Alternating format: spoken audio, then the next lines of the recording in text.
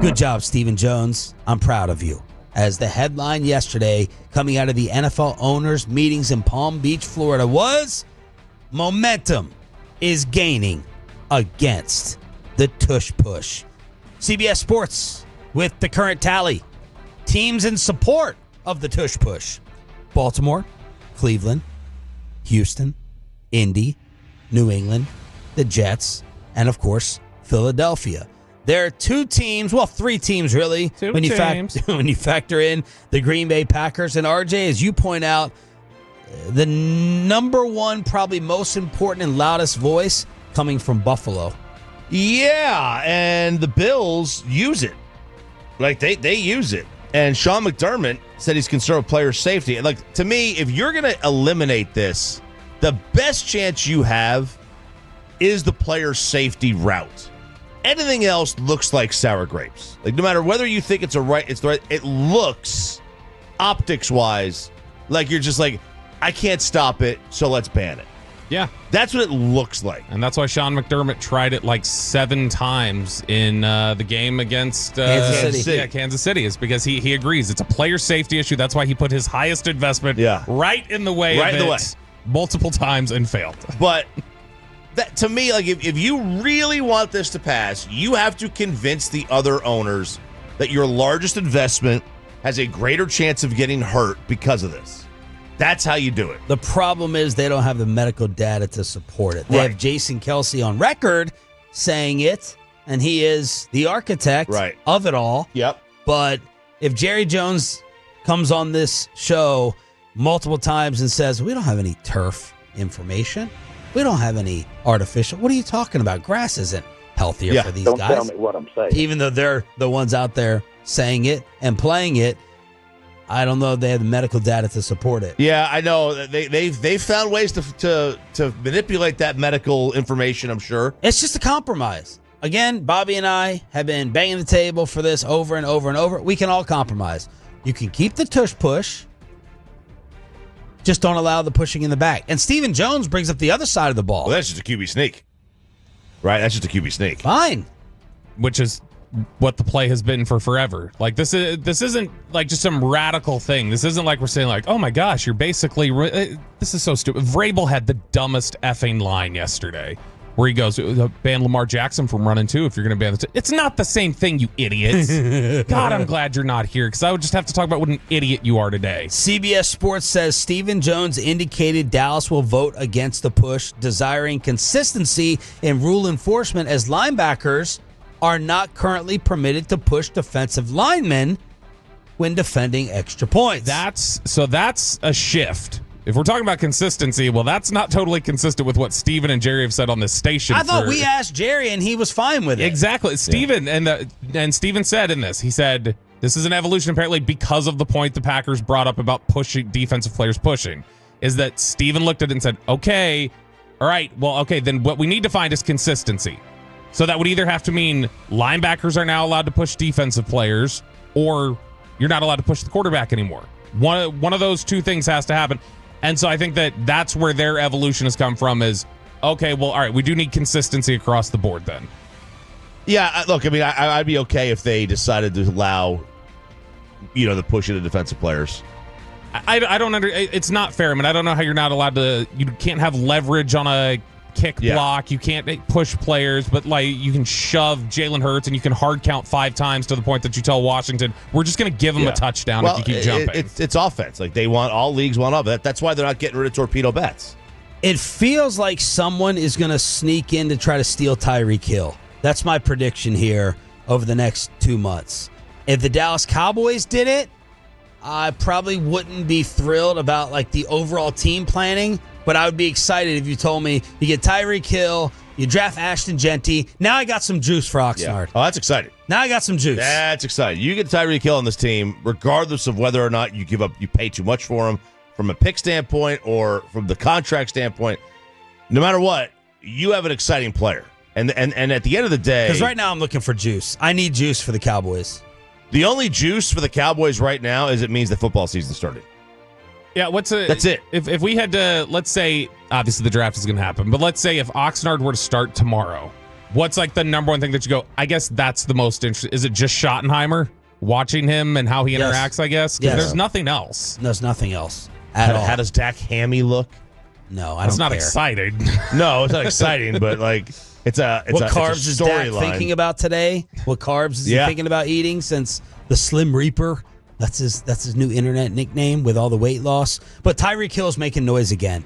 Remember, after Miami's season in the locker room ended, he said, "I'm out."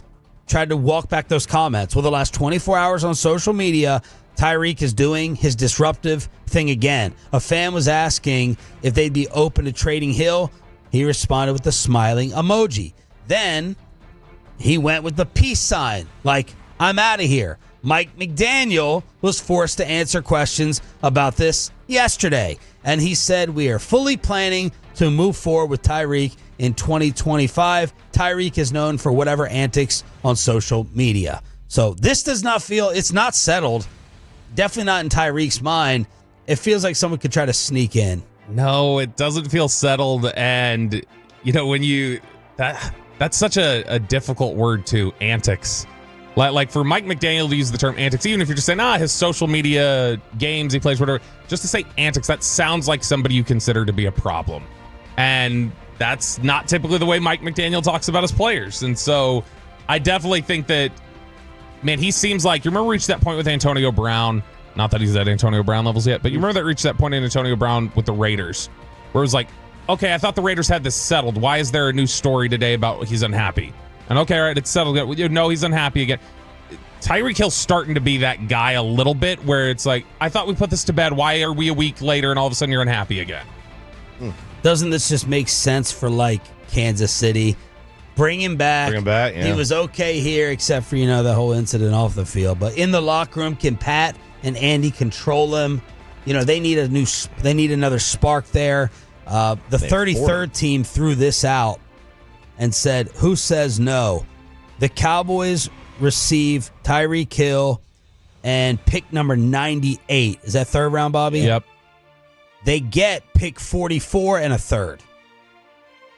A 2025 fourth, number 44, I'm sorry.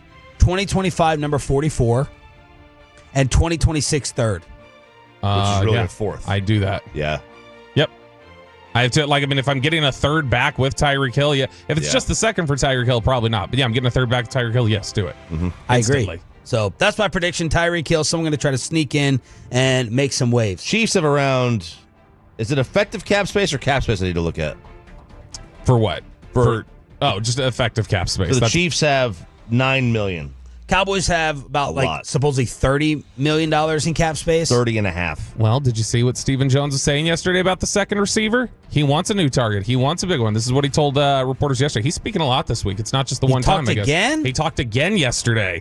He said, we're still open to looking at a really explosive number 2 that can upgrade us. He said, I like our room. This is from Nick Harris. We added Mingo late in the year last year. I think him having a full offseason to work with Dak. We really liked him when he came out of Ole Miss.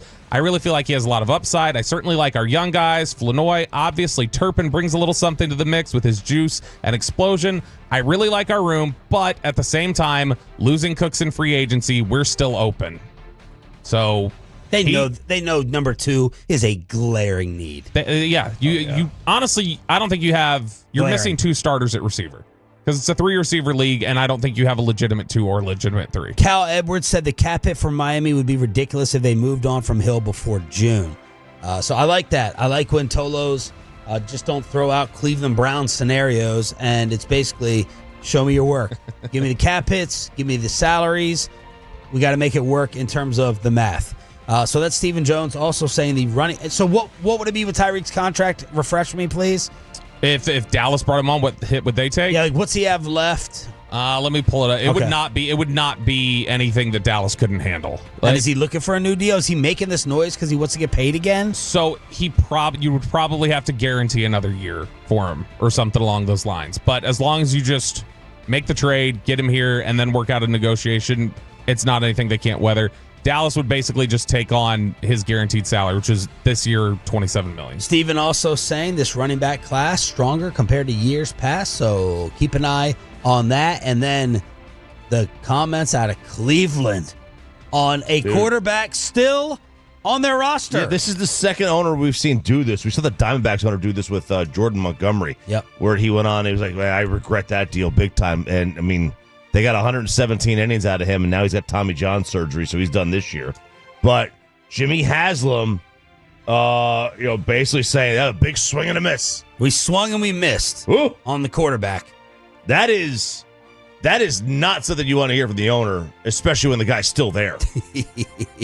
He's still there. It's not just swing and miss. He also said we gave up draft picks, and he said, so we've got to dig ourselves out of that hole. So he's referring to that as digging out of a hole. He also said, D Haslam, we're responsible for this. Hold us accountable. He was basically just saying Deshaun Watson's useless, which him still being on the roster is wild for them to say something. They clearly are just trying to communicate very publicly that they don't want anything to do with him anymore. But they're stuck. They get a fully guaranteed contract. You're not stuck. You draft a replacement. No, I know, but you're stuck with, you're paying him. Oh, yeah. And he's going to be there. I mean, you can cut him. Sure, you can cut him. Yeah. They just pay all their dead cap. It's just the worst contract anybody's ever given out. Pete fully Prisco, guaranteed it. Pete Prisco the other day said it's the worst trade in NFL history.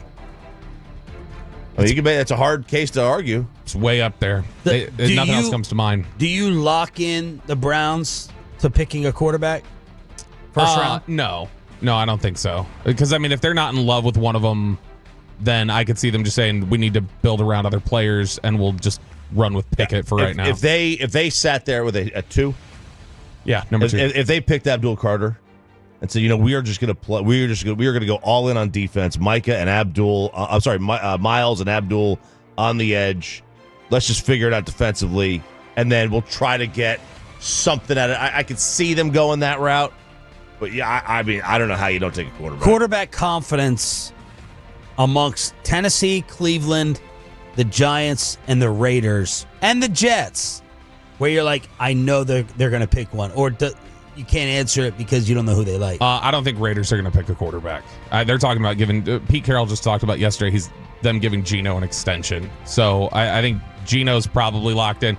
Titans, if they stay at 1, they're picking whoever's picking at 1 is picking a quarterback. So if the Titans stay there, they will. Cleveland is not certain. Giants not certain. Giants, it depends on what happens.